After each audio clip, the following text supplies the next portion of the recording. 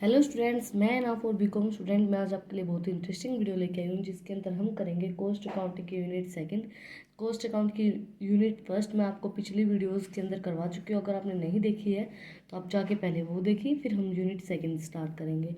आज हम स्टार्ट करेंगे यूनिट सेकंड। ये टॉपिक्स है यूनिट सेकंड के अंदर जो हम कवर करेंगे अपनी अलग अलग वीडियोज़ के अंदर। टॉपिक है सबसे पहले material costing, meaning and objective of material control, material purchase procedure, fixing of inventory level, record level, maximum level, minimum maximum level, danger level, EOQ, analyse method of valuation of material issue, wastage of material, main types. ये सब topics हम हमारी videos के अंदर parts के अंदर cover करेंगे। अगर आपको ऐसे ही हैंडमेड नोट्स चाहिए तो इस वीडियो को ज़्यादा से ज़्यादा लाइक करें। और भी अगर आपको किसी भी सब्जेक्ट के नोट्स चाहिए कॉमर्स से रिलेटेड, जिनकी आपको बुक मार्केट के अंदर अवेलेबल नहीं होते हैं, तो आप मुझे कमेंट सेक्शन के अंदर बता सकते हैं। जितना हो सकेगा उतनी सब्जेक्ट की नोट्स आपको अवेलेबल करवाऊंगी मेरे चैनल के ऊपर। तो आज हम शुरू करते हैं। Advocate and proper control of material stock work in process and finished goods inventory from the time production is planned until goods are sold and shipped is an important feature of cost accounting system।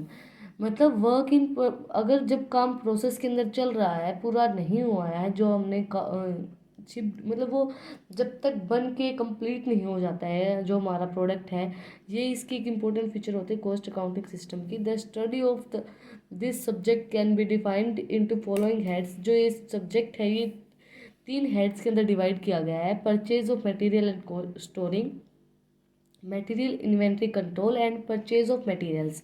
Purchase of material के अंदर क्या आएगा? The quality of finished product depends upon the quality of raw material.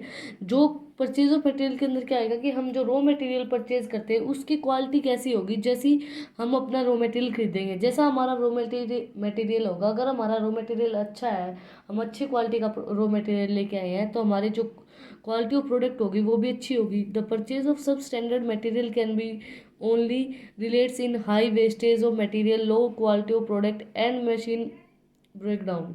मतलब जो purchase करते हैं हम सब standard material can be result high wastage of material. कई बार क्या होता है कि वेस्टेज हाई हो जाती है मटेरियल की, लो क्वालिटी ऑफ प्रोडक्ट, हम क्वालिटी की प्रोडक्ट की क्वालिटी लो कर देते हैं, या फिर मशीन्स बैकग्राउंड ब्रेकडाउन, अगर मशीन टूट जाती है तो चीज़ें उन चीज़ों को इन्फ्लुएंस करती हैं। उसके बाद है centralise versus decentralising purchasing. Centralise और डिसेंट्रलाइज परचेजिंग के बीच में क्या डिफरेंस लगा लो चाहिए, क्या डिफरेंस होता है? Centralise purchasing means that all the purchase functions are shop through a centralise department.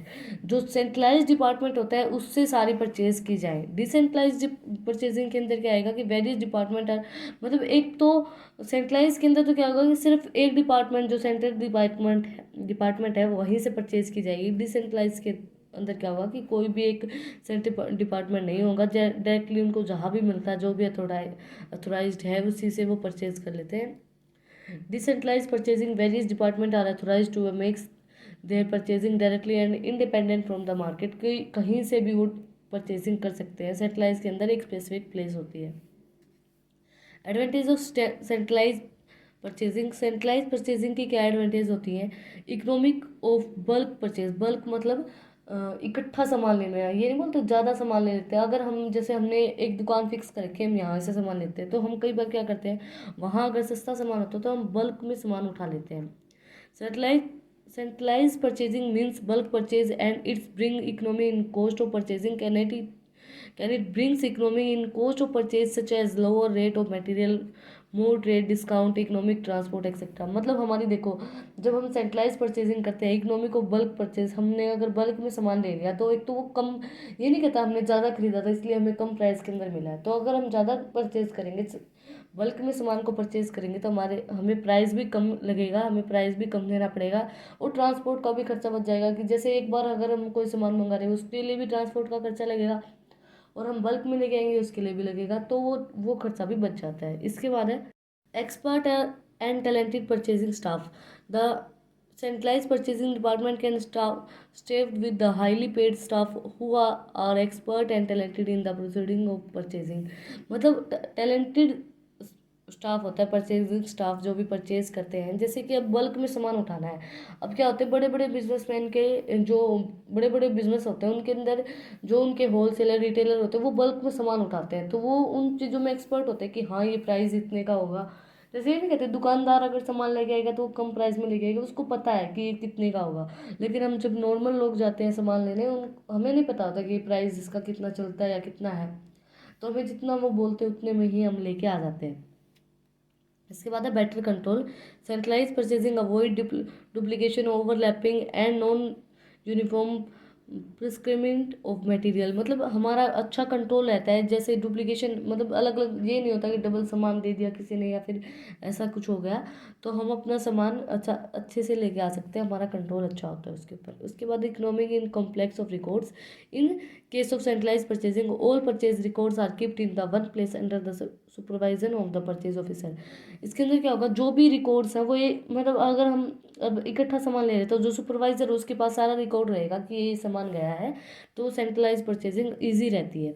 उसके बाद है adoption of uniform policies, centralise purchasing help in adoption uniform policies practices and processing in purchasing. मतलब uniform policies और practices को adopt करने के लिए centralise purchasing help करती है। उसके बाद proper liaison with various department, centralise purchasing does help in development proper listen with various department because all the departments are the approach of purchasing department for their requirements of material and various their supplies। मतलब क्या होता है कि उनको पता चल जाता है कि कौन से डिपार्टमेंट में कौन सा सामान मिलेगा, कहाँ हम जाएंगे तो यहाँ यही सामान मिलेगा। जब वो वेरियस सप्लायर्स होते हैं उनको ये पता चलता रहता है कि कौन सा मटेरियल हमें कहाँ मिलेगा। उसके बाद other advantages, centralise purchasing generally leads to centralise store with results in better control over stores, better layout of stores and economic in cost of staff and. मतलब वही चीज़ें, स्टाफ अपने अच्छे से मेंटेन कर सकते हैं रिकॉर्ड्स को, उनका कंट्रोल अच्छा रहेगा लेआउट्स के ऊपर, इकोनॉमी के ऊपर। उसके बाद ये तो होता ही है, अगर किसी चीज़ के एडवांटेज होते हैं, किसी के अंदर अच्छाइयाँ होती है तो बुराइयाँ होती ही होती हैं। तो अब किसी चीज़ की एडवांटेज होती है तो डिसएडवांटेज होती ही होती है, तो ये डिसएडवांटेज ऑफ सेंट्रलाइज परचेजिंग। ये सब पहला पॉइंट है, delay in purchasing, centralise purchasing में cause delay in purchasing because various branch of department at different places will have to submit the requirements to the purchasing department and thereafter the purchasing department will take necessary steps for purchase. मतलब कहते हैं delay हो जाते हैं purchasing करने के अंदर, मतलब बहुत से डिपार्टमेंट को सामान लेना होता है, बहुत से डिपार्टमेंट को सबमिट करवाना होता है सामान, बहुत से डिपार्टमेंट तक पहुंचाना होता है, तो उनका सामान के अंदर डिले हो जाती है, वो एक इसकी डिसएडवांटेज है। उसके बाद है high intellectual cost, centralise purchasing leads to high intellectual cost because its separate a fulfilled purchasing department is to set up. मतलब उसके अंदर हमें एक फुलफिल डिपार्टमेंट चाहिए कि हमें जब ज़्यादा बल्क में सामान लेना है तो ज़्यादा लोग चाहिए, उनको पता होना चाहिए, उनको नॉलेज होनी चाहिए इस बात की, तो हाई कॉस्ट लगती है उसके अंदर। इसके बाद है इंक्रीज इन ट्रांसपोर्टेशन कॉस्ट। अब मान लीजिए हमें नॉर्मल थोड़ा सामान लेना है तो हम इजीली किसी भी व्हीकल के अंदर ले आएंगे, बट अगर जब हम बल्क में सामान परचेज करते हैं तो जो ट्रांसपोर्ट कॉस्ट है वो ज़्यादा हो जाती है, किसी हमें एक व्हीकल लेना पड़ता है फिर परमानेंट कि उसके ही हमें सामान लेके आना पड़ता है। इंक्रीज्ड परचेजिंग में सेंट्रलाइज परचेजिंग में increase transportation cost in distribution of material of various departments. तो डिपार्टमेंट तक सामान पहुंचाने के लिए उनको ज़्यादा कॉस्ट लगती है, फिर ज़्यादा ट्रांसपोर्टेशन कॉस्ट लगती है। इसके बाद चेंज ऑफ मिसअंडरस्टैंडिंग, कई बार क्या होता है कि मिसअंडरस्टैंडिंग हो जाती है, हमें ये लगता है कि उन्होंने अच्छी क्वालिटी नहीं दी, अच्छी क्वांटिटी का प्रोडक्ट हमें नहीं भेजा है। Sometimes there may be change in the misunderstanding between various department and purchasing department about the nature quality and quantity. मतलब उनको ये लगता है कि ये इसने कम भेजा है सामान, या हमें भी डाउट हो जाता है कि भाई इन्होंने ज़्यादा नहीं भेजा, मतलब हमने बोला इतना था, इन्होंने इतना नहीं भेजा। Quantity of material because centralize purchasing department में not be well educated with various type of requirements of material. मतलब उनको बहुत से टाइप की रिक्वायरमेंट होती है मटेरियल्स की, तो उनको ये डाउट हो जाता है कि इनकी क्वालिटी वही सेम है या नहीं जो हमने देखा। जैसे कई बार क्या होता है, हम देखते भी हैं मार्केट के अंदर जाते हैं तब, तो जो शॉपकीपर होता है हमें सामान कुछ दिखाता है और डाल कुछ देता है, तो वो बड़ी दिक्कत होती है उस चीज़ के अंदर। मतलब आपने कपड़ा कोई चूज़ किया है कि ये, और मतलब उसकी भी कई बार कहते हैं उसकी भी गलती नहीं होती है। जब शॉप पे भीड़ ज़्यादा होती है तो क्या होता है कि उनको बोला जाता है कि आप ये सामान डाल के दे दीजिए, तो वो डाल के वही देता है बट वो किसी और के पास चला जाता है। मतलब कई बार ऐसे मिसअंडरस्टैंडिंग्स हो जाती हैं। उसके बाद है no localized purchasing. In case of centralized purchasing, departments or branches at different places cannot be take advantage of local purchasing, which may be easier and cheaper in some cases. मतलब हम locally कहीं भी purchase नहीं कर सकते। जब हम centralise purchasing करते हैं हमें एक स्पेसिफिक ब्रांच के अंदर ही जाना पड़ता है कि हमें वहीं से सामान लेके आना पड़ेगा। कोई भी लोकल एरिया से हम परचेज नहीं कर सकते, तो फिर हमें वहाँ जाने के लिए ज़्यादा कॉस्ट पे करनी पड़ती है। इसके बाद है परचेज साइकिल। परचेज साइकिल क्या होती है? तो purchase cycle consist the following. Purchase cycle ये फॉलोइंग टाइप को कंसिस्ट करती है। in taking the purchase, the following person intake the purchase, the storekeeper to make up his stock। मतलब कौन कौन परचेज को इनटेकिंग करता है? जो स्टोर कीपर होता है वो। The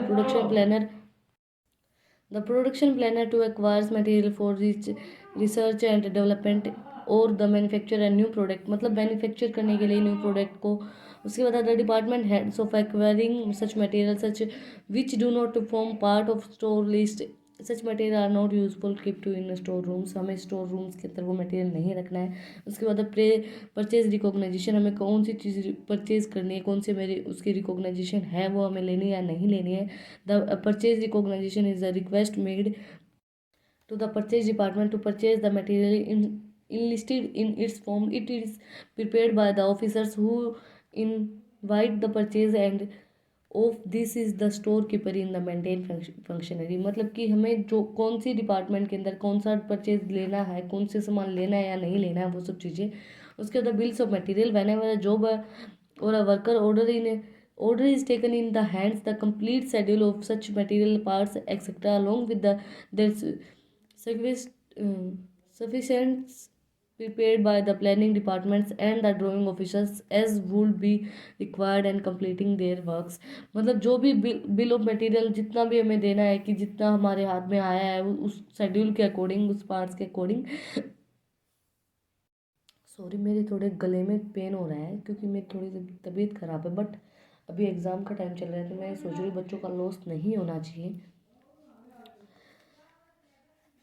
the planning departments and the drawing officer as will be required in the completing that work. मतलब जो भी वर्क उनको कंप्लीट करना है उसके अकॉर्डिंग वो बिल्स ऑफ मटेरियल बनाते हैं।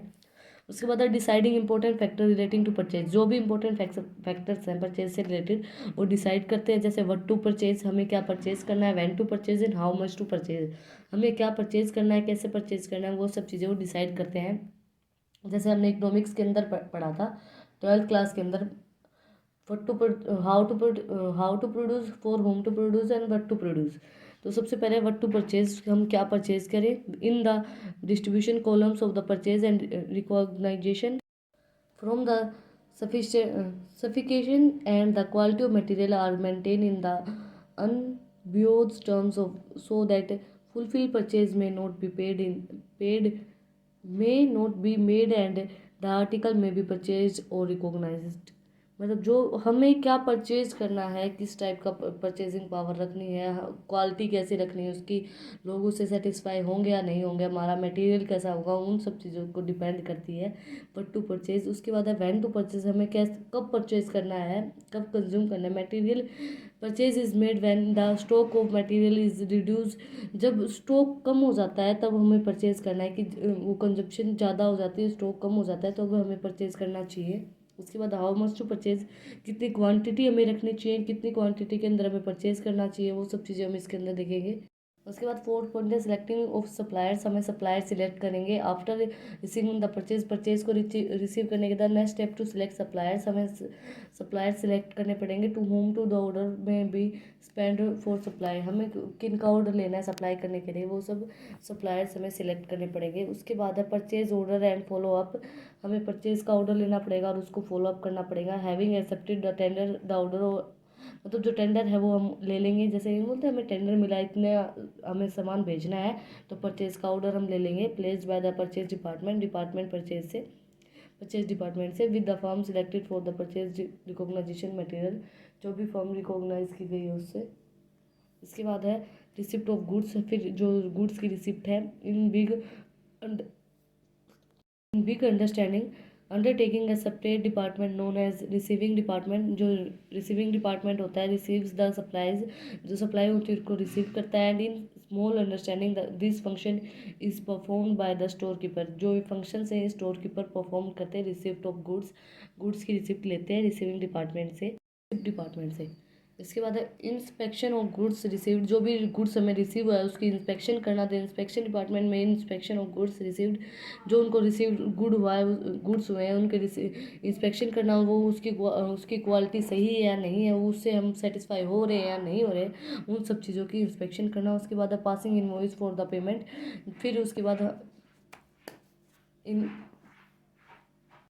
उसके बाद है passing invoice for the payment, जो पेमेंट है उसके लिए इनवॉइस पे मतलब जो वो बोलते हैं ना बिल, वो पास कर देंगे invoice. The invoice received from the supplier are passed on the store account who check the invoice with the suppliers contracts copy and the purchase order of the goods receive notes, जो भी goods receive notes होता है उसके अंदर जो purchase order है उसको पास कर देंगे। उसके बाद है bin card, bin card also known as a bin tag or stock card, उसको स्टॉक कार्ड भी बोल सकते हैं और बिन कार्ड भी बोल सकते हैं, बिंग टैग भी बोल सकते हैं। Is a card showing quantity records of the receipt issue and closing balance of the material keep in the corresponding beans, जो भी बिन्स होते हैं इश्यूज जो किए जाते हैं closing balance of the material, जो क्लोजिंग बैलेंस होता है मटेरियल्स का उन सब की रिसिप्ट रखता है, क्वांटिटी कितनी है क्वांटिटी रिकॉर्ड रखता है, उसको बोलते हैं बिन कार्ड।